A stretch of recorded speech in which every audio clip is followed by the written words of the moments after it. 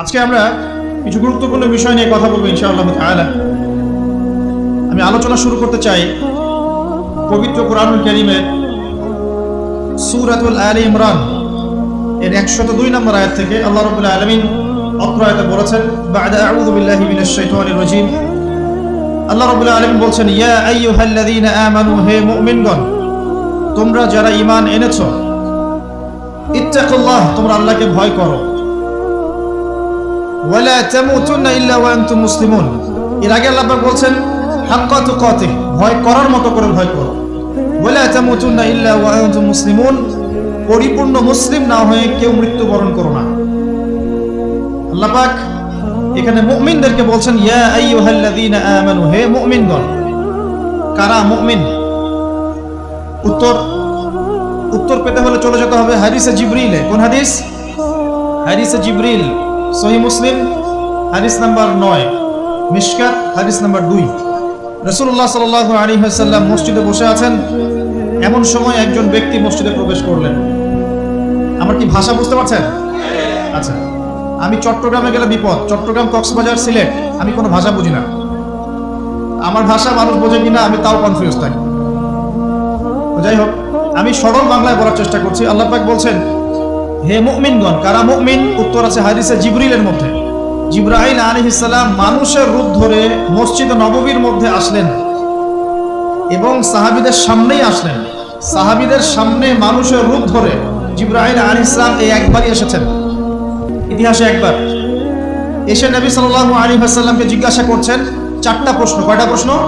4টা। 1 নম্বর জিজ্ঞাসা করছেন, ইয়া মুহাম্মদ, বলবেন সাল্লাল্লাহু আলাইহি ওয়াসাল্লাম, হে মুহাম্মদ সাল্লাল্লাহু আলাইহি ওয়াসাল্লাম, আখবিরনি আনিল ইসলাম, আমাকে ইসলাম সম্পর্কে বলুন। নবী সাল্লাল্লাহু আলাইহি ওয়াসাল্লাম বলেন, ইসলাম হচ্ছে আন তাশহাদা আল্লা ইলাহা ইল্লাল্লাহ ওয়া আন্না মুহাম্মাদান আবদুহু ওয়া রাসূলুহু। ইসলাম হচ্ছে এই সাক্ষ্য দেয়া যে আল্লাহ ছাড়া কোনো ইলাহ নেই এবং মুহাম্মদ সাল্লাল্লাহু আলাইহি ওয়াসাল্লাম আল্লাহর বান্দা এবং রাসূল। এটা হলো প্রথম, অর্থাৎ কালিমা লা ইলাহা ইল্লাল্লাহ। এর অর্থ হচ্ছে আল্লাহ ছাড়া আমি কারো বিধান মানতে পারবো না। কথা কি বোঝা যায়? আল্লাহ ছাড়া আমি কারো দাসত্ব করব না। আল্লাহ ছাড়া কেউ আমার রব নয়, কেউ আমার রিজিক দাতা নয়, কেউ আমার জীবন দাতা নয়, কেউ আমার মৃত্যু দাতা নয়, এমনকি আল্লাহ ছাড়া বিধান দেওয়ার মালিকও কেউ না। মুহাম্মদুর রাসূলুল্লাহ, অর্থাৎ আল্লাহকে পাওয়ার জন্য যে তরিকা, মুহাম্মদ সাল্লাল্লাহু আলাইহি ওয়াসাল্লামের পথ ও পদ্ধতি অনুসরণ করতে হবে। এই তরিকার বাইরে অন্য কোনো তরিকা ফলো করা যাবে না। হ্যাঁ, তবে তার তরিকা ফলো করা যাবে যার কথা এবং কাজ নবীর সাথে মিলে যায়, আলহামদুলিল্লাহ। যারটা মিলে না তারটা নেওয়া যাবে। মুহাম্মদ রাসূলুল্লাহ মানে নিজের মন গড়া কোনো কাজ করা যাবে না। ইবাদত করার ক্ষেত্রে প্রত্যেকটা কাজ নবী সাল্লাল্লাহু আলাইহি ওয়াসাল্লামের সুন্নাত মোতাবেক করতে হবে। মুহাম্মদ রাসূলুল্লাহ সাল্লাল্লাহু আলাইহি ওয়াসাল্লাম। 2, ওয়া আন তুকিমাস সালাত, তুমি 5 ওয়াক্ত সালাত আদায় করবে। একটা হাদিসের মধ্যে এসেছে, মান তারাকা সালাতান মুতাআম্মিদান ফাকাদ কাফার। নবী সাল্লাল্লাহু আলাইহি ওয়াসাল্লাম বলেছেন, কোন ব্যক্তি যদি, মুসলিম ব্যক্তি, ইচ্ছাকৃতভাবে তার উপর অর্পিত ফরজ নামাজ ছেড়ে দেয়, সে ব্যক্তি কুফরি করলো। কি করলো? আর মুয়াজ বিন জাবাল রাদিয়াল্লাহু আনহু নবীজি বলছেন, মান তারাকা সালাতান মুতাআম্মিদান ফাকাদ বারিআত মিন যিম্মাতিল্লাহ। যে ব্যক্তি তার উপর অবধারিত ফরজ নামাজ ছেড়ে দেয়, সে যেন আল্লাহর জিম্মেদারি থেকে মুক্ত হয়ে গেল। আল্লাহর কোনো জিম্মেদারি নাই তার উপর। 90% মুসলিমের দেশে এটা খুবই দুঃখজনক যে আমাদের মধ্যে বেশিরভাগ মানুষ 5 ওয়াক্ত নামাজ পড়ে না। শুধু বড় গলায় কি 90% মুসলিম বললে হবে? যখন 90% মুসলিমের দেশের 100% মুসলিম 5 ওয়াক্ত নামাজ পড়বে, ইসলাম এমনি এমনি প্রতিষ্ঠা হয়ে যাবে ইনশাআল্লাহ তাআলা। যখন মুসলিম কান্ট্রির বেশিরভাগ মানুষই নামাজি হবে, ইনশাআল্লাহ আল্লাহর জমিনে আল্লাহর দ্বীন প্রতিষ্ঠা হয়ে যাবে ইনশাআল্লাহ। আমরা যদি নামাজ আদায় না করি, দ্বীন কি প্রতিষ্ঠা হবে ভাই? আমরা তো আমাদের দেহের উপরেই দ্বীনটা প্রতিষ্ঠা করতে পারলাম না। পরিবারে করব কিভাবে, সমাজে কিভাবে করব, আর বিশ্বে কিভাবে করব? তবে আলোচনার একটা উদ্দেশ্য বলে দিয়ে থাকি, আগে বলে দিই, ইসলাম দিয়ে পৃথিবী শুরু হয়েছে, নবী দিয়ে সভ্যতা শুরু হয়েছে। ইসলাম দিয়েই পৃথিবী শেষ হবে, নবী দিয়েই সভ্যতা শেষ হবে ইনশাআল্লাহ। শুরু হয়েছে আদম আলাইহিস সালামকে দিয়ে এবং শেষ হবে ইনশাআল্লাহ তাআলা নবী ঈসা আলাইহিস সালামকে দিয়ে। এই কথাটা মাথায় রাখবেন। ইহুদিরা অপেক্ষা করে বসে আছে। কিসের অপেক্ষায় বসে আছে? সব ইহুদি না অবশ্য, যারা জালেম, জায়নিস্ট, বদ, এরা অপেক্ষা করে বসে আছে যে শেষ জামানায় তাদের একজন মাসিহ আসবে। কি আসবে? মাসিহ মানে ত্রাণকর্তা, উদ্ধারকর্তা। যেই মাসিহ আসলে পরে তারা সারা বিশ্বটাকে শাসন করবে এই জেরুজালেম থেকে। কোন জায়গা থেকে? নাম শুনছেন? কোন দিকে এটা? ইসরায়েল। ইসরায়েলে না, এটা ফিলিস্তিনে। কার? এই জায়গার মালিক কে? এই জায়গার মালিক আমরা। এটা আমাদের জায়গা। 3টা মসজিদ আপনি সফর করবেন সোয়াবের আশায়। তার সবচেয়ে শ্রেষ্ঠ মসজিদ হারাম মানে মক্কায়। 1 রাকাত নামাজ পড়বেন, 1 লক্ষ রাকাত নামাজের সওয়াব হবে ইনশাআল্লাহ। 2 নাম্বার মদিনা, 1 রাকাত নামাজ পড়বেন, 1000 রাকাত নামাজের নেকি হবে ইনশাআল্লাহ। 3 নাম্বার কি? এই যে আকসা, আমরা তো ভুলেই গেছি। আকসা আমাদের, আকসা কাদের? তারা দখল করে নিয়েছে। আচ্ছা নেক, দখল করেছে আমাদের কারণেই, আমাদের দুর্বলতার কারণে। কিন্তু এই ভোগ দখল চূড়ান্ত হবে না, কারণ তারা অপেক্ষা করছে একজন মাসিহের জন্য, যেই মাসিহ আসলে পরে তারা জেরুজালেম থেকে বিশ্ব শাসন করবে। এখন কিন্তু বিশ্বের বড় বড় ডিপার্টমেন্টগুলো ওরা শাসন করে। খেয়াল করেছেন কি? আপনি যে প্রযুক্তি ব্যবহার করেন এগুলোর চাবিকাঠি ওদের হাতে। আপনি যে অর্থনৈতিক সিস্টেমটা ফলো করেন, ব্যাংকিং সিস্টেমগুলোর কথাই বলছি, এর মূল সূত্র কিন্তু ওদের হাতে, সুতা ওদের হাতে লাটাই। ইভেন আমরা যে পলিটিক্যাল সিস্টেমগুলো ফলো করি না, এগুলোর তন্ত্রমন্ত্র ওরাই দিয়েছে। যে মিডিয়াগুলো আছে বিশ্বে বড় বড়, সবকিছু ওদের হাতে। ফাইন্যান্স বলে, ফাইন্যান্স মানে বাণিজ্য, ট্রেড, এগুলো ওদের হাতে। বিশ্বের বড় বড় সেক্টরগুলো ওরা শাসন করছে, এটা সত্য। আরেকটা মারাত্মক কথা হচ্ছে, বিশ্বকে শাসন করতে হলে কিছু অস্ত্র লাগে। কি লাগে? অস্ত্র শস্ত্র ছাড়া হবে না। একটা দেশের সাথে একটা দেশের মনে করেন খারাপ সম্পর্ক, এখন একটা দেশের কাছে আছে দাকুরাল, আর একটার কাছে আছে পারমাণবিক অস্ত্র। কে জিতবে? যার কাছে যত ভারী অস্ত্র আছে, শক্তিশালী, তার দাপট তত বেশি। এইসব বড় বড় মারণাস্ত্রগুলো, যেগুলোকে আমরা বলি নিউক্লিয়ার ওয়েপেন্স অথবা বলি থার্মোনিউক্লিয়ার ওয়েপেন্স, এগুলো ওদের হাতে। মাসিহ আসলে পরে তারা বিশ্ব শাসন করবে, এটা ওদের যে তালমুদ এই গ্রন্থের মধ্যে লেখা আছে। এবং তারা মনে করে যে এই দাজ্জালই হচ্ছে মাসিহ, তারা মনে করে। আর আমরা জানি হাদিস থেকে এই দাজ্জাল সত্যিকারের মাসিহ নয়। সত্যিকারের মাসিহ কে? ঈসা আলাইহিস সালাম। আল্লাহ পাক ঈসা আলাইহিস সালামের হাতে এই মিথ্যা মাসিহকে মেরে ফেলবেন প্যালেস্টাইনের বাবেলুদ নামক জায়গায়। কোন জায়গা? বাবেলুদ, হাদিসে বর্ণিত আছে। এবং তাকে মারার পরে নবী ঈসা আলাইহিস সালাম সেখান থেকে পুরো বিশ্বে আবারও ইসলামিক একটা খিলাফা কায়েম করবেন ইনশাআল্লাহ। এটা হচ্ছে ইসলামের গন্তব্য, এটা হবেই। পৃথিবীর যত পরাশক্তিগুলো আছে এরা সবাই যদি ঐক্যবদ্ধ হয়ে যায় এবং এই ভবিষ্যৎবাণীটাকে মুছে ফেলতে চায়, কশ্চিনকালেও সফল হবে না ইনশাআল্লাহ। কারণ এটা বলেছেন কে? স্বয়ং আল্লাহ এবং তার রাসূল মুহাম্মদ সাল্লাল্লাহু আলাইহি ওয়াসাল্লাম। এটা আমাদের গন্তব্য, এটা সুসংবাদ দিয়ে শুরু করব। এখন আল্লাহ পাক আমাদেরকে বলছেন, হে মুমিনরা তোমরা আল্লাহকে ভয় করো। ঈমানদার কারা বোঝাতে গিয়ে হাদিসে জিবরিল আসছে। জিবরাইল আলাইহিস সালাম এসেছেন, জিজ্ঞাসা করছেন ইসলাম কাকে বলে। নবীজি বলছেন আগে কালিমা, তারপরে সালাত। তো সালাতের কথা বলতে গিয়ে ওখানে চলে গিয়েছিলাম। আমরা যদি ইসলামের বিজয় দেখতে চাই তাহলে সবাইকে 5 ওয়াক্ত নামাজ পড়তে হবে। রাজি আছেন তো? আজকে থেকে 5 ওয়াক্ত নামাজ ছাড়বেন? স্পেশালি যুবক ভাই যারা আছো, তোমাদের তারুণ্য আছে, রক্তের উদ্যম আছে, তোমরা চাইলে অনেক কিছুই করতে পারো। অনেক বার্ধক্যে উপনীত হওয়া মানুষ নামাজ পড়তে চায় কিন্তু করতে পারে না। তরুণদের কাছে আল্লাহ পাক সুযোগ দিয়েছে।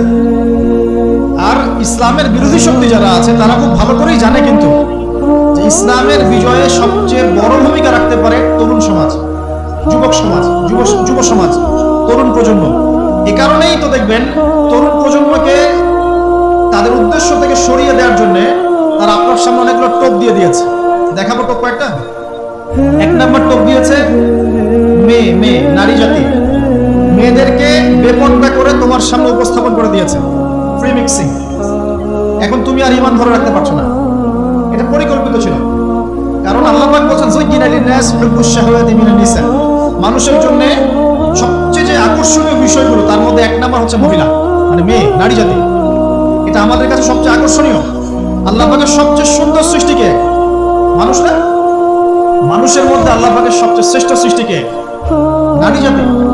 আল্লাহ তাদেরকে সুন্দর করে সৃষ্টি করেছেন, তাই নাকি? এই কারণে পুরুষদের সবচেয়ে আকর্ষণের জায়গা কোনটা? নারকেল। এই কারণে মেয়েদেরকে বেপর্দা করে তোমার সামনে ছেড়ে দেওয়া হয়েছে। জেনা বেড়েছে, ব্যভিচার বেড়েছে, ফ্রি মিক্সিং বেড়েছে, ধর্ষণ বেড়েছে, এই যে হারাম প্রেমের সম্পর্কগুলো বেড়েছে। যুবকেরা তাদের জীবনের উদ্দেশ্য ভুলে গেছে। আমার কথা কি বুঝতে পারছেন? আচ্ছা, এটা এক নাম্বার। দুই, মাদক। মাদক, যুবকদের সামনে মাদকের সহজলভ্যতা। চাইলেই হাত বাড়ালেই মাদক, হাত বাড়ালেই ইয়াবা, হাত বাড়ালেই ফেন্সিডিল, হাত বাড়ালেই হেরোইন, তাই না? কথা ঠিক না ঠিক? যদি কেউ চায় যে আমি আজকে রাত্রে মাদক খাবো, সে পারবে? হাত বাড়ালেই পারবে। এখনকার সমাজ এমন, যদি কেউ চায় যে আজকের রাত্রে আমি পতিতালয়ে গিয়ে রাত কাটাবো, সে পারবে? 500 টাকা 1000 টাকার বিনিময়ে মানুষ এখন জেনা করতে পারে, পারে না? 5 টাকা 10 টাকা 50 100 টাকা দিয়ে মানুষ এখন ইয়াবা কিনে খেতে পারে। আর যারা সীমান্তবর্তী অঞ্চলে আছেন তারা আরো ভালো জানেন আমার কথা কতটুকু সত্য কতটুকু। যুবকদের সামনে মাদক এমনি এমনি দেওয়া হয় নাই। উদ্দেশ্য কি? তোমার দ্বারা ইসলামের বিজয় সম্ভব ছিল। মাদক সেবন করায় তোমাকে সরাই দিয়েছে ওই রাস্তা থেকে। খুব সতর্ক। 3 নাম্বার, জুয়া। জুয়া তোমার সামনে জুয়া দিয়ে দিয়েছে। জুয়া, ফুটবল বিশ্বকাপ হইলে জুয়া, IPL হইলে জুয়া, BPL হইলে জুয়া, ফুটবল ফিফা হইলে জুয়া। জুয়া খেলে না মানুষ। আর যে যুব সমাজ তাদের জীবনের উদ্দেশ্য জানে না, তাদের পক্ষেই সম্ভব এইসব মেসি, আর্জেন্টিনা, ব্রাজিল এইসব নিয়ে ব্যস্ত থাকে। যারা নিজেদের জীবনের উদ্দেশ্য জানে তাদের জন্য কোশ্চিন কালেও এখানে সময় নষ্ট করা সম্ভব। দুনিয়ার জীবনটা কি খেলতামাশা? দুনিয়ার জীবনটা কি খেলতামাশার জন্য? আল্লাহ পাক যে হায়াতটা দিয়েছেন, ধরেন 50 60 বা 100 বছর, এই হায়াতটা কে দিয়েছেন? এই সময়টার মালিক কে? তাহলে আল্লাহ যদি সময়ের মালিক হয়, আমি কেন সময় 1 ঘন্টা অপচয় করবো ওখানে বসে বসে? এই সময়টাকে আমার নাকি? সময়টা আমার বাপের নাকি? সময়টা কার?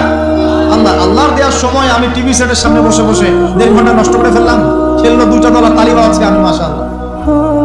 কালকে দেখলাম কক্সবাজার থেকে আসার সময় রাস্তা ব্লক, পুরা একটা দল জিতেছে, পুরো রাস্তা ব্লক, হাঁটা যাচ্ছে না, মিছিল, পাগলের মতো মানুষ মোটরসাইকেলে ছুটছে, গাড়ি নিয়ে ছুটছে, সিগারেট খাচ্ছে, আরো যে কি কি খাচ্ছে, মেয়ে নিয়ে ঘুরছে, আর একটা পতাকা নিয়ে ঘুরছে। যে দেশের পতাকা নিয়ে ঘুরছে ওই দেশ জানেও না মনে হয় যে এই দেশে এই আমার সাপোর্টার আছে। হ্যাঁ, আর খেয়াল করে দেখবেন এই আয়োজনগুলো এখন করানো হচ্ছে মুসলিম দেশগুলোকে দিয়ে।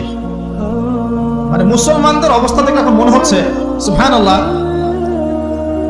যে হারাম একটা কাজকে জায়েজ করার যে কত তরিকা বের হয়েছে। এখন একটা মুসলিম কান্ট্রি জিতেছে, মানে ভাবখানা এমন যে এই জেতার ফলে আমরা ইসলামী খেলাফত কায়েম করে ফেলেছি।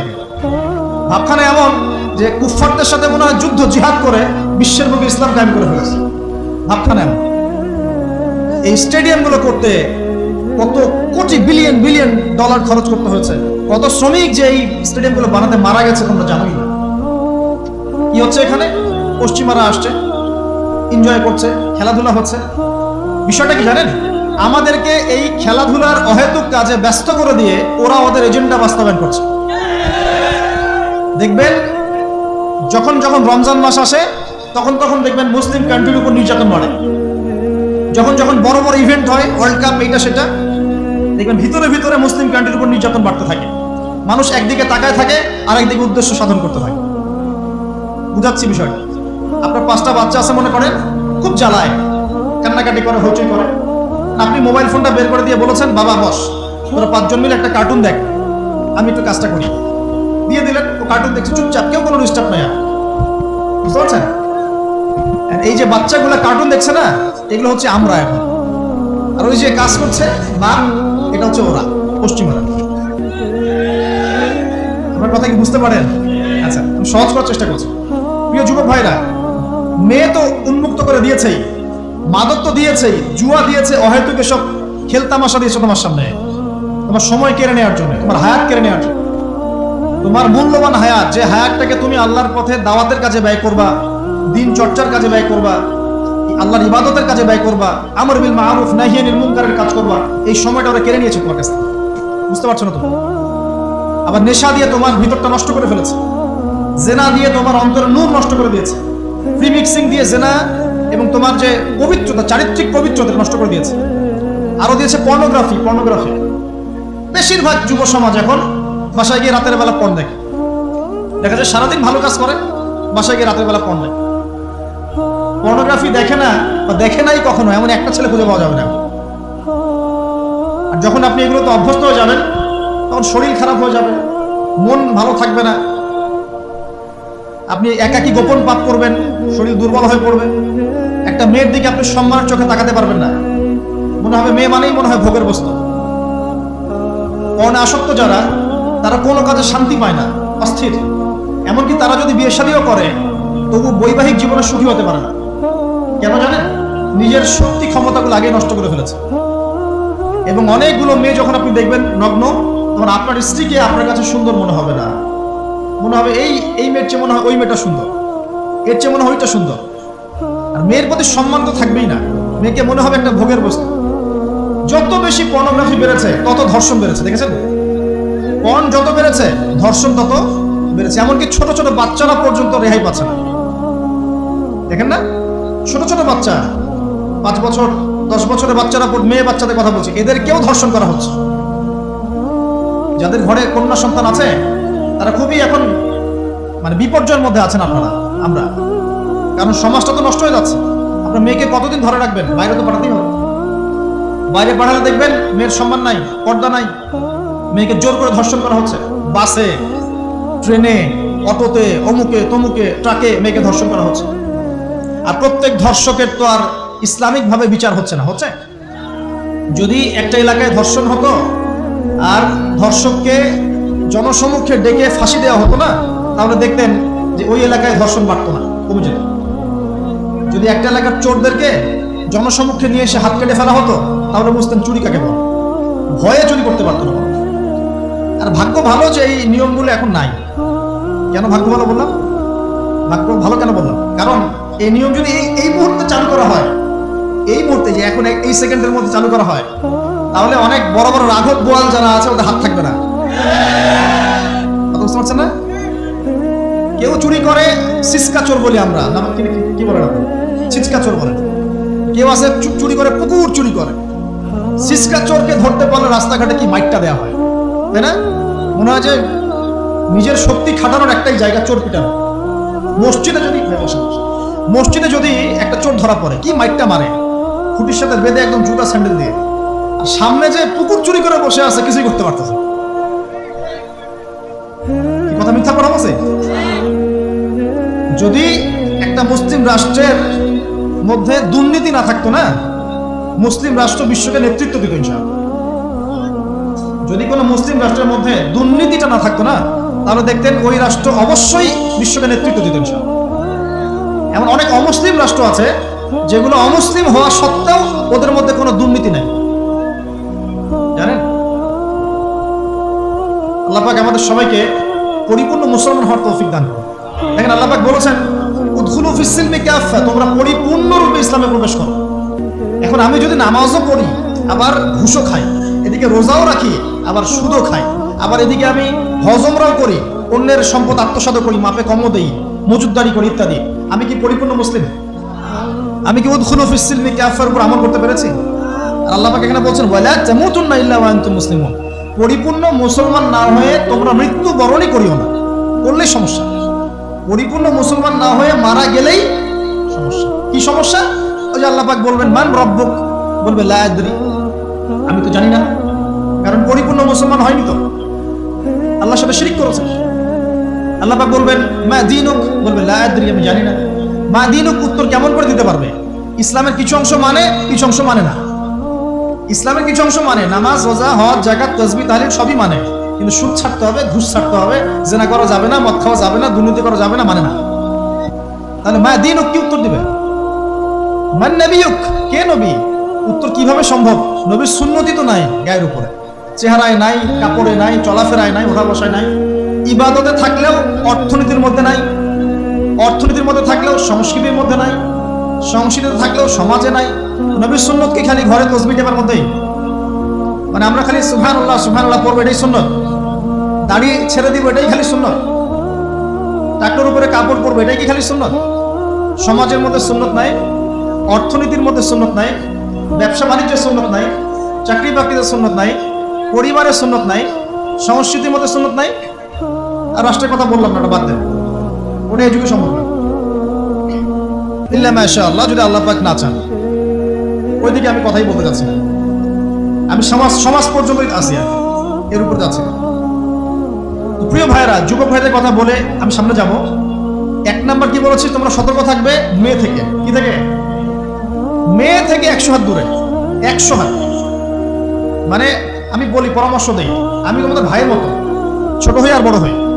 আর আমাকে এইসব আল্লামা শায়েখ এইসব বড় দরকার নাই, আমি একদম তালেবে ইলম। এখানে বড় বড় অনেক আলেম ওলামায়ে কেরাম আছেন, আমি খুব বিব্রত বোধ করছি কথা বলতে। আমি জানি যে হকপন্থী ওলামায়ে কেরাম যারা, তারা আমাদের মতো অনলাইনেও আসেন না, এই ফেসবুক ইউটিউবে ভিডিও পাবেন না, এমনও আলেম বাংলাদেশে আছেন জানেন, যারা বহু আলেম তৈরি করছেন, মাদ্রাসা খেদমত করছেন। তাদের সামনে আমাদেরকে যখন এইভাবে টাইটেল দেন, লজ্জা লাগে, বিব্রত বোধ করি। শেখার কোনো শেষ নাই। আমি একসময় মনে করতাম যে আমি যখন ইন্টারমিডিয়েটের পর থেকে চর্চা করা শুরু করছি, অনার্স মাস্টার্স পর্যন্ত, মনে করছি যে হ্যাঁ, মনে হয় ইসলাম সম্পর্কে ভালোই জানছি। তারপর যখন কওমি আলেমদের কাছে পড়তে শুরু করলাম, বলি এগুলো ভিতরের কথা, খোলামেলা বলি, গল্প করছি আপনাদের সাথে, রাগ করছে নাকি? তখন বুঝলাম যে বিগত 5-7 বছরে তো আমি কিছু পড়াশোনা করছি বলে মনে হচ্ছে না। যেমন একটা হাদিস শো করে বললাম যে ওস্তাদ, এই যে আল্লাহ রাসূল সাল্লাল্লাহু আলাইহি ওয়াসাল্লাম বলেছেন যে একজন মুমিন ব্যক্তি আর একজন মুমিন ব্যক্তির আয়না স্বরূপ। কি স্বরূপ? আয়না স্বরূপ। তো আমি যদি অনলাইনে কোনো ভাইয়ের ভুল ধরিয়ে দেই সমালোচনার মাধ্যমে, তাহলে কি আমি হাদিসের উপর আমল করলাম না? তখন অবস্থা মিটিমিটি হাসছেন, বলছেন যে তোমার তো টুকটাক অ্যারাবিক গ্রামারের বেস ভালোই, তোমার কি মনে হয়? আমি বললাম যে আমার কাছে তো এটাই মনে হচ্ছে যে আমি যদি সমালোচনা করি, আমি তো এই আমর বিল মারুফ নাহি আনিল মুনকারের কাজই করলাম। তো তিনি বলছেন আসলে এই হাদিসের ব্যাখ্যা এমন হয়। কেমন ব্যাখ্যা? তুমি কি খেয়াল করো নাই? আমাকে বলছো, তুমি কি খেয়াল করো নাই? তুমি যখন আয়নার সামনে গিয়ে দাঁড়াও, তখন আয়না কিন্তু তোমার সাথে কথা বলে না, আয়না নীরব থাকে, স্থির থাকে, কিন্তু তোমার দোষ ত্রুটি কোথায় আয়না কিন্তু দেখিয়ে দেয়।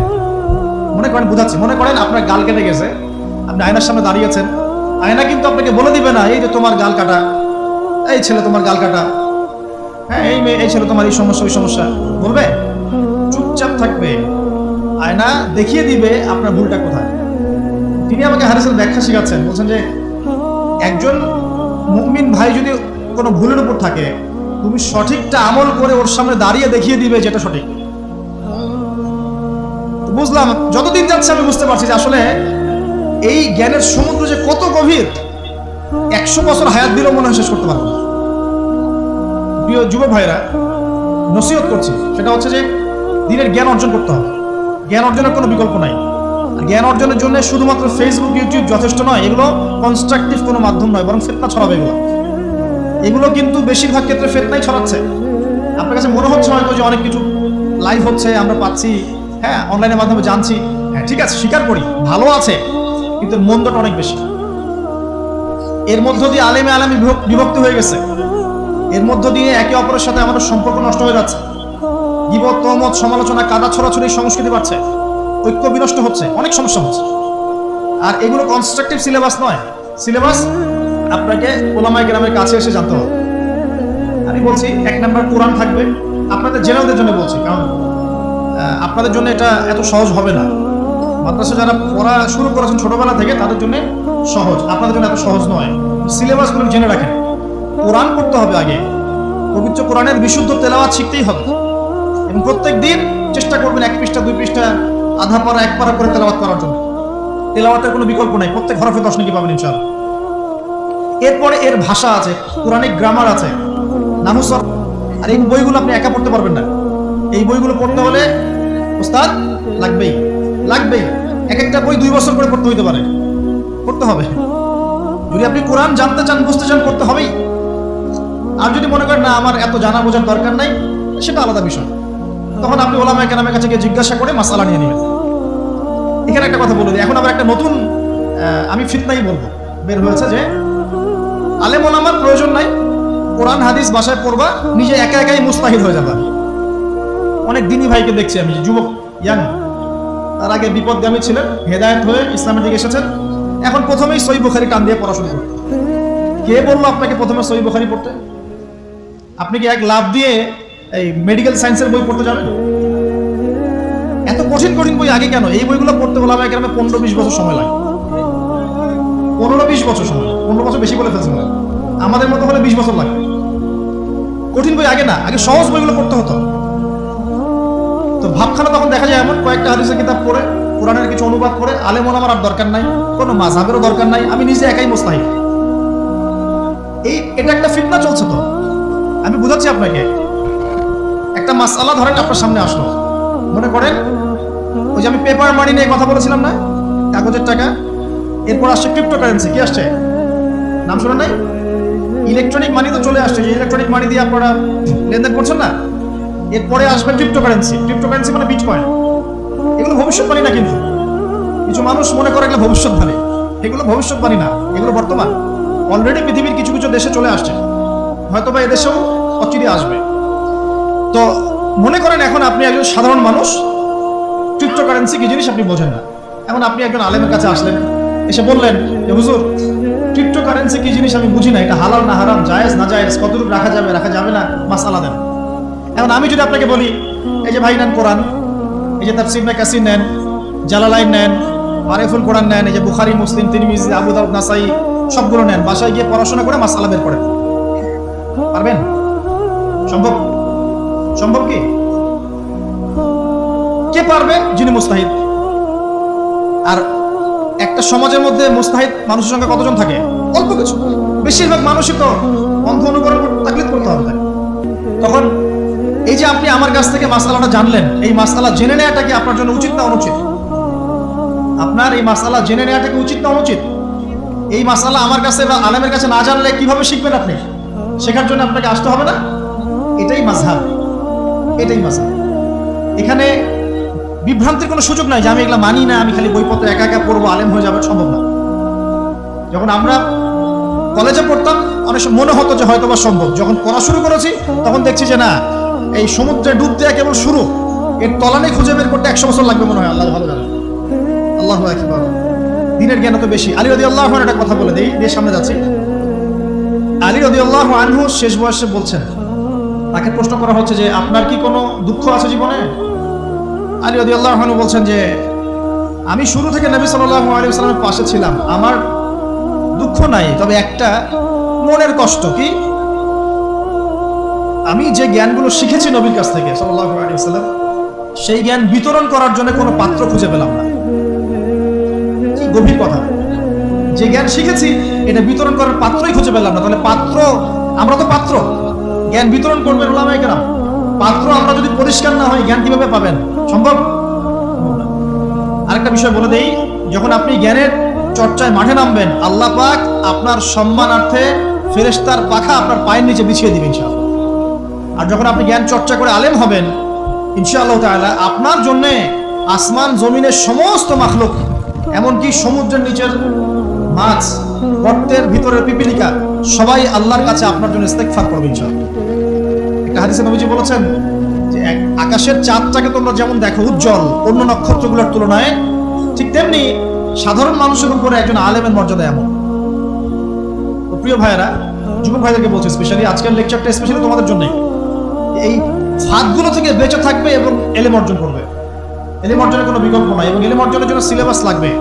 আর অনেক বইপত্র একা একা পড়তে পারবে না, আলেম ওলামাদের সংস্পর্শ লাগবেই, অন্যথায় পারবে না। এর পাশাপাশি আপনি সিরাতের বই পড়বেন, ইতিহাস পড়বেন, ইসলামিক অর্থনীতি পড়বেন, হ্যাঁ, ভূরাজনৈতিক প্রেক্ষাপটের বইগুলো পড়বেন, এগুলো ঠিক আছে। এবং জেনারেল লাইনে যেখানে পড়াশোনা করছেন এই পড়াশোনাও কন্টিনিউ করবেন, এবং আপনার প্রতিভা দিয়ে আপনার জায়গা থেকে ইসলামের খেদমত করবেন ইনশাআল্লাহ। পারা যাবে না? আল্লাহ তৌফিক দান করুন। যুবক ভাইদের সামনে এই ফাঁদ। কেন ফাঁদ? কারণ যুবক ভাইরা যদি জীবনের উদ্দেশ্য জেনে ফেলে এবং ইসলাম প্রতিষ্ঠার কাজে আত্মনিয়োগ করে, তাহলে কুফার শক্তি পালানোর জায়গা খুঁজে পাবে না ইনশাআল্লাহ। প্রিয় ভাইরা, আল্লাহ রাব্বুল আলামিন বলছেন মুমিনদেরকে, হে মুমিনরা, তোমরা আল্লাহকে ভয় করো। দেখুন, 6টা পিলারে বিশ্বাস না করা পর্যন্ত কেউ মুমিন হয় না। কয়টা পিলার? 1 নাম্বার হচ্ছে আল্লাহর প্রতি বিশ্বাস। 1 নাম্বার আল্লাহর প্রতি বিশ্বাস। 2 ফেরেশতা মণ্ডলীর প্রতি বিশ্বাস। 3 আসমানি কিতাব সমূহে বিশ্বাস। 4 নবী রাসূলগণের প্রতি বিশ্বাস। 5 পরকালের প্রতি বিশ্বাস। এবং 6 তাকদীরের ভালো মন্দের প্রতি বিশ্বাস। এই 6টা পিলারকে মনে বিশ্বাস করতে হয়, মুখে স্বীকৃতি দেওয়া লাগে এবং কাজেও বাস্তবায়ন করতে হয়, তারপর আপনি মুমিন হবেন ইনশাআল্লাহ। আল্লাহ পাক বলছেন আমাদেরকে, এই মুমিনদেরকে তোমরা আল্লাহকে ভয় করো, ভয় করার মতো ভয় করো। এটার ব্যাখ্যা কি? ভয় করা মানে কি? শুধু নেক আমল করা মানেই আল্লাহকে ভয় করা নয়।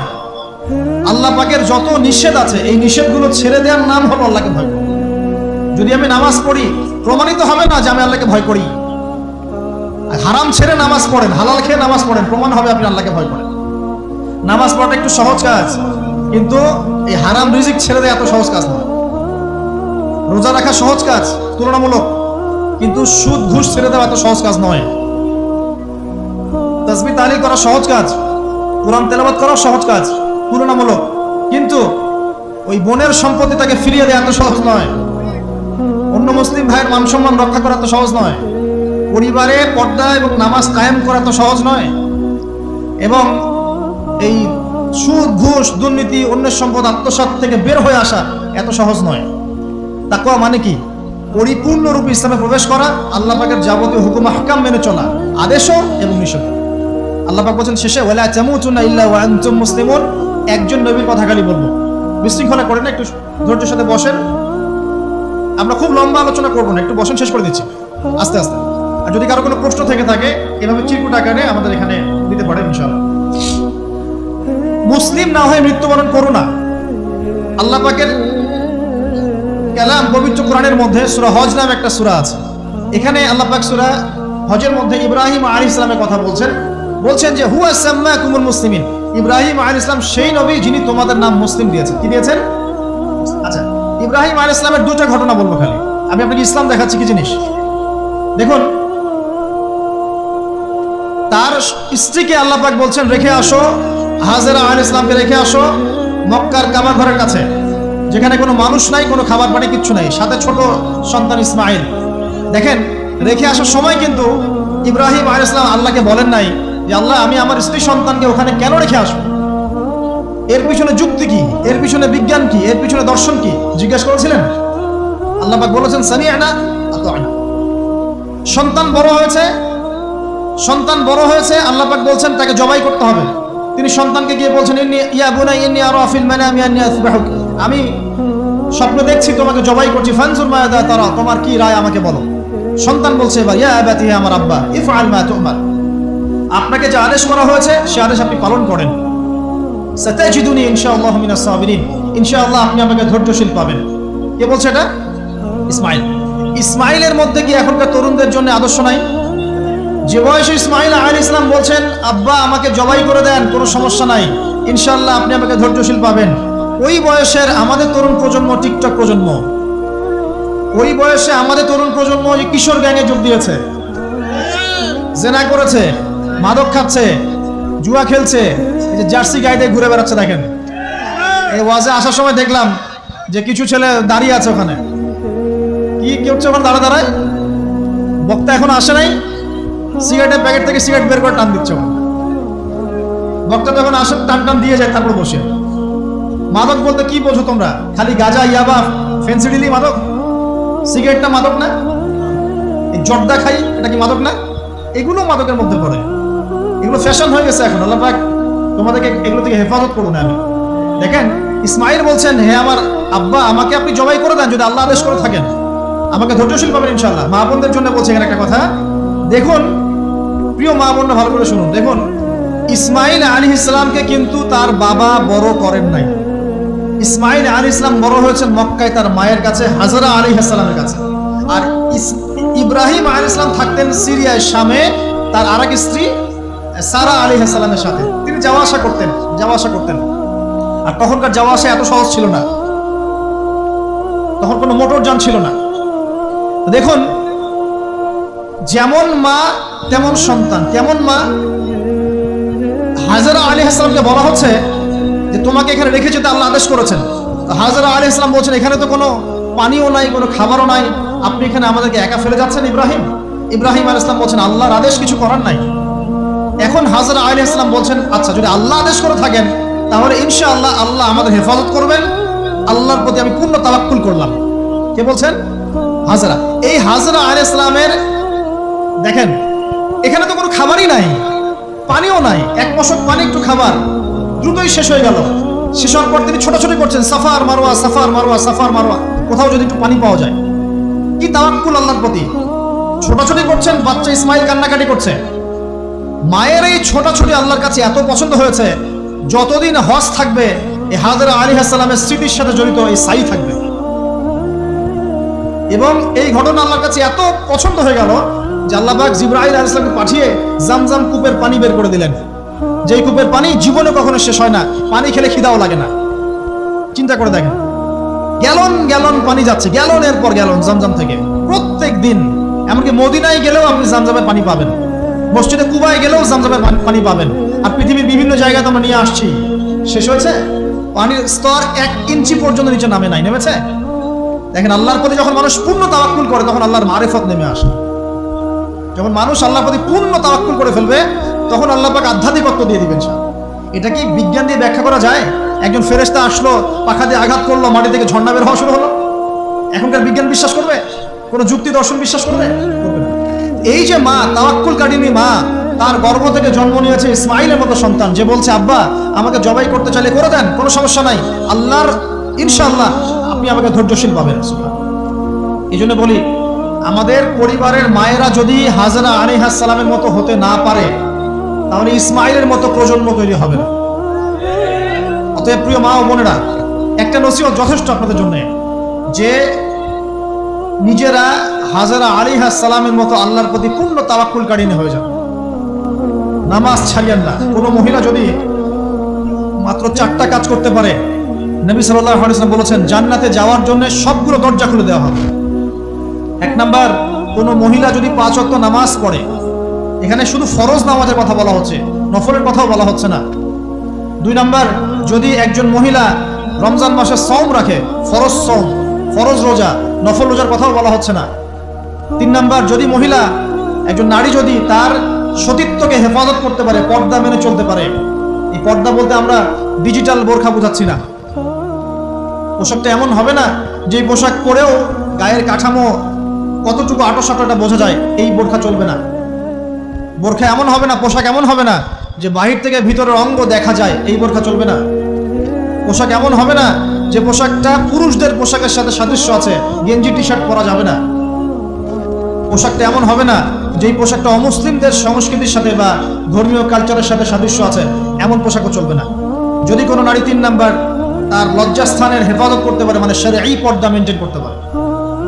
আর পর্দা করে যদি কলেজে গিয়ে আর ইউনিভার্সিটিতে গিয়ে সহি প্রেমে লিপ্ত হন, তাহলে পর্দা হবে না। কথা বুঝতে পারছি না মনে হয়? পর্দা করেও যদি ইউনিভার্সিটিতে গিয়ে গ্রুপ স্টাডি করতে হয় গায়রে মাহরামের সাথে, এই পর্দাও চলবে না। পর্দা মানে পর্দা। পর্দা করে যে দুলাভাইয়ের সাথে কুটুস কুটুস গল্প করা শুরু করে, রিডিস পিডিস, চলবে না পর্দা। দেবর আর ভাবি, এখন দেখেন না, দেবর ভাবি, শালি দুলা ভাই, চাচাতো ভাই, চাচাতো বোন, কোন জায়গায় সমাজ গিয়েছে জানেন? এমনও নিউজ বাংলাদেশে এসেছে, নাউজুবিল্লাহ বলতে বলতে রুচুতে বাঁধে, যে বাবা মেয়ের সাথে পর্যন্ত জেনা করে ফেলেছে। এই ঘটনা জানেন না? বাংলাদেশে একাধিক ঘটনা ঘটেছে। আস্তাগফিরুল্লাহ, ইন্না লিল্লাহি ওয়া ইন্না ইলাইহি রাজিউন। কোন যুগে আছেন চিন্তা করেন। কেউ কারো থেকে বাদ না, শিক্ষকের সাথে ছাত্রী, ছাত্রর সাথে শিক্ষিকা, বসের বস আর কলিগ, মহিলা কলিগ বস, মহিলা বস, পুরুষ কর্মচারী, হ্যাঁ অমুক কর্মকর্তা, তমুক কর্মকর্তা। মাঝখানে একটা সিসিটিভির ফুটেজ ফাঁস হয়ে গেল, দেখলেন না কি হইলো? মনে আছে? ভুলে গেছেন মনে হয়? একটা টাইটেল, একটি সিসি ক্যামেরা সারা জীবনের কান্না, মনে নাই? ভুলে গেছেন আপনারা? হ্যাঁ, এই যে মনে আছে। তো কে কার থেকে বাদ? ফুফাতো ভাই, চাচাতো বোন, হ্যাঁ খালাতো বোন, খালাতো ভাই, মানে কাজিন কাজিন, দেবর ভাবি, শালাদুলা ভাই, শালিদুলা ভাই, সব দেখবেন জেনা করতেছে না? পরকিয়া তো নিত্যদিনের ব্যাপার। পরকিয়া না করলে এখন পেটের ভাতই হজম হয়। বাসায় একটা স্ত্রী আছে, বাইরে 3-4টা মেয়ের সাথে টাঙ্কি মেরে বেড়াবে, কোনো সমস্যা নাই। সমস্যা কোথায় বলি? সমস্যা হচ্ছে যদি আপনার স্ত্রী থাকে একজন নেককার বা সতীসাধী নারী থাকে, এবং তার পারমিশন নিয়ে যদি আপনি আরেকটা বিয়ে করতে যান, সমস্যা আছে। হালাল ভাবে বিয়ে করলে সমস্যা, বাইরে টাঙ্কি মেরে বেড়াবেন, কোনো সমস্যা। বাসায় একটা স্বামী আছে, বাইরে আরো 2-4টা ছেলের সাথে ফোনে কথা বলে, কোনো সমস্যা নেই। আমরা এখন কি করি জানেন? আমরা জেনাকে প্রমোট করি, নগ্নতাকে প্রমোট করি, আর বিয়ে হালাল জিনিসগুলোকে আমরা ঢেকে দেই, বাধা দেই। বিয়ে করতে চান দেখবেন বাধা পাবেন, জেনা করতে চান বাধা পাবেন না। হ্যাঁ, বিশ্বাস করছেন না? বিয়ে করতে যে দেখেন খালি কত বাধা আসে, আর জেনা করতে চান কোনো বাধা নেই, মদ খাইতে চান কোনো বাধা নাই। লিগ্যাল কিছু পতিতালয় আছে আমাদের দেশে, লিগ্যাল, এবং তাদেরকে পতিতা বললেও মানুষ রাগ করে। এখন বলতে হবে যৌনকর্মী, সেক্স ওয়ার্কার। কেন? তাদের যদি এতই সম্মান দেওয়ার ইচ্ছা থাকে আমাদের, আমরা কি ওদেরকে হালাল কোনো কর্মসংস্থান দিয়ে এই পাপের পথ থেকে ফেরাতে পারি না? ঠুনকো আবেগ দেখাও মিয়া, বাইরে খালি কিছু টাকা পয়সা ইনভেস্ট করে একটা প্রজেক্ট হাতে নিয়ে এই মেয়েদেরকে, মহিলাদেরকে যদি একটা ভালো কর্মসংস্থানের ব্যবস্থা করে, ওরা কি জেনা করবে নাকি? ও তো টাকার জন্য করে, পেটের দায়ে করে। কোনো মেয়ে কি চায় নিজের ইজ্জত মানুষের কাছে বিক্রি করতে? কোনো মেয়ে চায় না। প্রিয় দিনী বোনেরা, পোশাক এই 4টা মূলনীতি মেনে চলবেন। পোশাক এমন হবে না, আটো সাটো পোশাক চলবে না, পাতলা পোশাক চলবে না, বাইরে থেকে ভিতর দেখা যায়। পুরুষের পোশাক চলবে না, এবং অমুসলিমদের সাদৃশ্য আছে এমন পোশাক চলবে না। আপনি বাসায় কি পোশাক পরে থাকেন, আমরা এখানে তো কোনো রকম ইন্টারফেয়ার করতে যাচ্ছি না। বাইরে যদি গায়রে মাহরামদের সাথে বের হন, সামনে বের হন, তাহলে অবশ্যই আপনাকে এই পর্দা মেনটেন করে আসতে হবে। এটা ইসলামিক লস। আল্লাহর আইন যদি আপনি না মানেন, আপনার কবর আপনার, আমার কবর আমার। ফাযাক্কির ইন্নামা আনতা মুযাক্কির, উপদেশ দাও তুমি, শুধু উপদেশদাতা। লাস্তা আলাইহিম বিমুসাইতির, তুমি কারো প্রতি দারোগা নও। আমাদের দায়িত্ব জাস্ট প্রচার করা। বাল্লিগু আন্নী ওয়ালাউ আয়াত, একটা আয়াত জানলেও খালি প্রচার করে দাও, দ্যাটস অল। ফাযাক্কির ইন নাফাআতিদ যিকরা, তুমি উপদেশ দাও যদি উপদেশ কোনো কাজে চলে, কাজে আসে। প্রিয় ভাইরা, বলতে কথা বলতে গিয়ে এসেছিলাম, একটা মেয়ে 4টা কাজ করলে জান্নাতে চলে যাবে ইনশাআল্লাহ। 5 ওয়াক্ত নামাজ, ফরজ নামাজ, 2 রমজান মাসের সাওম, 3 নাম্বার লজ্জাস্থানের হেফাজত, আর 4 নাম্বার স্বামীর আনুগত্য। স্বামীর কি দেখেন, ফ্যামিলিস্ট মেয়েরা বলবে স্বামীর দাসত্ব। দাসত্ব আনুগত্য এক জিনিস নয়, মনে থাকবে। দাসত্ব আনুগত্য এক জিনিস নয়। আনুগত্য মানে কি? আনুগত্য মানে আপনার স্বামী আপনাকে কোরআন সুন্নাহর মতো চালানোর চেষ্টা করছে, আপনি এটা ফলো করবেন, আনুগত্য। আর আপনার স্বামী যদি আপনাকে কোরআন সুন্নাহর বাইরে যেতে বলে, যদি বলে যে আসো অফিসের কলিগরা আসছে, আমার টেবিলে খাবার পরিবেশন করো, যাবেন না আপনি, আনুগত্য করবেন না। আপনার স্বামী বলছে যে সুন্দর করে সাজুগুজু করো, তো আজকে ঘুরে আসে সাজেক, ঠিক আছে, বাইকের পিছনে বসে আপনাকে নিয়ে যেতে যাচ্ছে, আপনি যাবেন না, বলবেন যে এরকম সাজুগুজু করে গায়রে মাহরামদের সামনে যাওয়া জায়েজ নাই। আনুগত্য কি? কোরআন সুন্নাহ সমর্থিত কাজে আপনি স্বামীকে ফলো করবেন, আনুগত্য। স্বামী যদি এমন কোনো আদেশ করে যে আদেশটা কোরআন সুন্নাহর বাইরে যায়, আপনি এখানে কোনো আনুগত্য নাই। একটা হাদিস আছে, লা তুআতা লিমাখলুক ফি মা'সিয়াতিল খালিক, মানে স্রষ্টার অবাধ্যতায় সৃষ্টির কোনো আনুগত্য নাই। আল্লাহর অবাধ্যতায় সৃষ্টির কোনো আনুগত্য নাই। প্রিয় ভাইরা, একটা আয়াত আমাদের জন্য যথেষ্ট হবে ইনশাআল্লাহ। মুমিন আমরা মুমিন না? মুমিন না? আল্লাহ বিশ্বাস করি কি না? ফেরেশতায় বিশ্বাস করি না? নবী রাসূল আসমানি কিতাবে, পরকাল, তাকদীরে বিশ্বাস করি তো? আমরা সবাই ইসলামের বিজয় চাই কিনা? আমরা সবাই পরিপূর্ণ মুসলমান হতে চাই কিনা? আমরা চাই কিনা যে আমাদের সাথে সাথে আমাদের পরিবারটাও জান্নাতে যাক? আমরা চাই কিনা যে আমাদের সমাজটাও ইসলামের আলো আলোকিত হোক? চাই কিনা? যদি চাই, প্রিয় ভাইরা, আমার 10টা নসিহত। কয়টা? 10টা, জাস্ট 10টা লাইন বলবো, আর আপনাদের ধৈর্য নষ্ট করছে না। 1, জ্ঞান অর্জনের যে কথা বলেছি, জ্ঞান শুধু অর্জন নয়, জ্ঞানের বিপ্লব ঘটাতে হবে। পারবেন ইনশাআল্লাহ? যে যেখানে পড়াশোনা করছেন করেন, কিন্তু ইসলামিক পড়াশোনা বাদ দিয়ে নয়। দিনের জ্ঞান আগে অর্জন করতে হবে, বাল্য বয়সে অর্জন করতে হবে। আল্লাহ তৌফিক দান করুন। 2 নাম্বার, প্রত্যেক দিন কোরআনকে সময় দিবেন। কি করবেন? প্রত্যেক দিন কোরআনকে সময় দিবেন। প্রত্যেক দিন মিনিমাম 1 ঘন্টা করে হলেও কোরআন তেলাওয়াত করার চেষ্টা করেন। পারবেন ইনশাআল্লাহ? 3 নাম্বার, আপনার জীবনটাকে রাসূলুল্লাহ সাল্লাল্লাহু আলাইহি ওয়াসাল্লামের সুন্নাত দিয়ে সাজাতে হবে। প্রত্যেকটা কাজ করার আগে 3 বার চিন্তা করবেন। কয়বার? 3 বার, যে এই কাজটা কিভাবে করলে সুন্নাত হবে, কিভাবে করলে সুন্নাত হবে। এই রাতে ঘুমাবেন, 3 বার চিন্তা করবেন যে কি কি কাজ করে ঘুমালে পরে ঘুমটা সুন্নাত হবে, নেকি হবে। ওযু করবেন, সূরা ফালাক নাস ইখলাস পড়বেন, আয়াতুল কুরসি পড়বেন, সূরা বাকারার শেষে 2টা আয়াত পড়বেন, 33 বার সুবহানাল্লাহ, 33 বার আলহামদুলিল্লাহ, 34 বার আল্লাহু আকবার পড়বেন। ডান দিকে কাত হবেন, আল্লাহুম্মা বিইসমিকা আমুতু আহইয়া। বাস। যদি 6 ঘন্টা ঘুমিয়ে থাকেন, 6 ঘন্টার প্রত্যেক সেকেন্ডে নেকি পাবেন ইনশাআল্লাহ। এর নাম সুন্নাত। প্রতিটা কাজ সুন্নাত মাফিক করতে হবে। একটা খালি কথা বলে দেই, শুধু একবার দরুদ পড়ে নাই, নবীর নাম শুনে দরুদ পড়ে নাই ইচ্ছাকৃতভাবে, তাকে নবীজি বলছেন সে ধ্বংস হোক। নবী বলছেন আমিন, মানে বদদোয়া হচ্ছে এটা। তাহলে সারা জীবন যে আমরা দাড়ি রাখছি না, টাকনুর নিচে কাপড় পরছি, হ্যাঁ, যে গোফ লম্বা করে একদম শুশুকের মতো রেখে দিয়েছি, কাটছি না, লেবাস ইসলাম না আসছে না, নামাজ পড়ছি না, সুন্নাহ মোতাবেক জীবন করছি না, আমাদের কি হবে? আমরা কি নবী সাল্লাল্লাহু আলাইহি ওয়াসাল্লামের সুপারিশ পাবো? কবরে তাকে দেখালে উত্তর দিতে পারবো? পারবো ইনশাআল্লাহ। তখন যখন আমরা পুরো জীবনটাকে নবীর সুন্নাহ মতো ঢেলে সাজাবো ইনশাআল্লাহ। সূরা আল ইমরানের মধ্যে আছে, ইন কুনতুম তুহিব্বুনাল্লাহ ফাত্তাবিউনি। আল্লাহ বলছেন, হে নবী বলে দিন, তোমরা যদি আমার ভালোবাসা চাও, আল্লাহকে পেতে চাও, তাহলে নবীকে অনুসরণ করো, আমাকে অনুসরণ করো। আল্লাহ পাক কি করবেন? ইউহিব্বুকুমুল্লাহ, আল্লাহ পাক তোমাদেরকে ভালোবাসবেন। ইয়াগফির লাকুম যুনুবাকুম, আল্লাহ পাক তোমাদের সমস্ত গুনাহ মাফ করে দেবেন ইনশাআল্লাহ। আল্লাহু গফুরুর রহিম। 3 নাম্বার বলেছি, ভাই নবীর সুন্নাহ মতো জীবন করেন। 4, একটা হালাল রিজিক অন্বেষণ করেন, হারামে যাবেন না। ওয়াদা করেন যে না খেয়ে মরে গেলেও হারাম রিজিকে যাবেন না। পারবেন তো ইনশাআল্লাহ? আল্লাহ পাক তৌফিক দান করুন। 5 নাম্বার, পরিবারের আদর্শ হবে জান্নাতি আদর্শ। পরিবারের মধ্যে অনইসলামিক কোনো কালচার ঢুকতে দিবেন না। টিভিটা আছে না পরিবারে, আসার মানে আছে ভেঙে দিবেন। যদিও বা টিভির চেয়ে ডেঞ্জারাস জিনিস এখন আমাদের হাতেই থাকে।